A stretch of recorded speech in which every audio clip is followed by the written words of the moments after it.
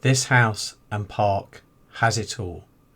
A spectacular building, one of the largest stately homes in the country, with art by famous artists, the first sofa, witches' marks, as well as a special tour of the attic, parklands full of deer, and plenty of eccentric past residents, including one that inspired Virginia Woolf to write her famous book, Orlando.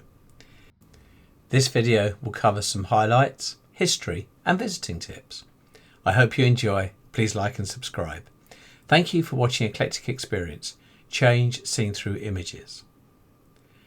Knole Park and house are located here in Kent, on the edge of Sevenoaks, about 30 miles from London. They are Grade 1 listed. The oldest parts of the house date from 1456, though there was a manor on the site before then. So what we see today was started in the reign of King Henry VI. Then another Henry, King Henry VIII, took the house and housed his young daughter here, the future Queen Mary, and this was during his divorce to her mother. But the house and estate ended back in private ownership until 1946, when the National Trust took over the house and leased part of it back to the Sackville-West family, the previous owners.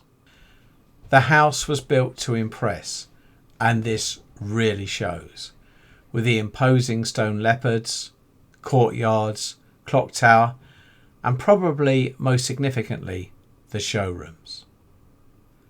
The house is huge. This is a plan of the building. There is so much to see, from grand beds behind glass to protect them, to what is claimed to be the first sofa, and huge numbers of paintings and some fantastic staircases. And galleries. The Brown Gallery contains portraits of some famous people, including Henry VIII. But it's also the little things which I am grateful to the guides for pointing out. One of my favourites is a dumbbell. Not what you'd normally think. This one is a bell that didn't ring and was therefore dumb. But it was used to strengthen the sword arm whilst waiting to take a turn at this early version of a snooker table. And then hidden doorways everywhere, so the servants can move around the house unnoticed. Then at the bottom of the staircase there is this less than subtle nude sculpture of a famous ballerina. I'm going to get this wrong, but La Baccelli, who was a lover of the third Duke, and she actually lived at Knole for quite a while and had a son with him. She was also painted by Gainsborough, another famous artist of the day. An earlier owner, who really liked to party, had many affairs, including one with the famous actress of the day, Nell Gywn, who was later to go on to become a mistress of King Charles II.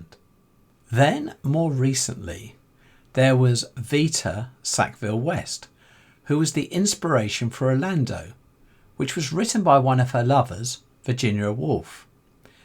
There was a 2017 film made about their relationship and the creation of Orlando, called Vita and Virginia. Right next to the house entrance is the entrance to the tower where an heir to the estate lived in the early 20th century. He thought the smaller tower better suited him rather than the main house. There's only one staircase, but it is worth the effort to go up it to be able to see the very different rooms, including this incredible gramophone player. Then at the top of the tower you get this great view, including the stone leopards. One of my favourite parts of the house is only actually available on a special tour, the attic tour, which can be booked in advance. On the tour we got to go behind the scenes and effectively walk above some of the showrooms. There was this long gallery that had sunk in the middle, probably because of the weight of the clock, which was then relocated.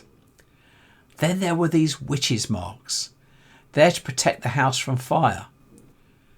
And then the minstrels gallery above the main hall, where the musicians could play without being seen by the guests below.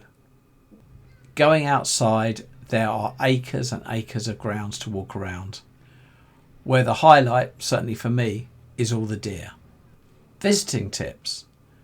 The first time I travelled to Knole, I actually drove straight past the entrance, as it is close to the centre of Sevenoaks and has small road signs and is a sharp turn, so just be aware.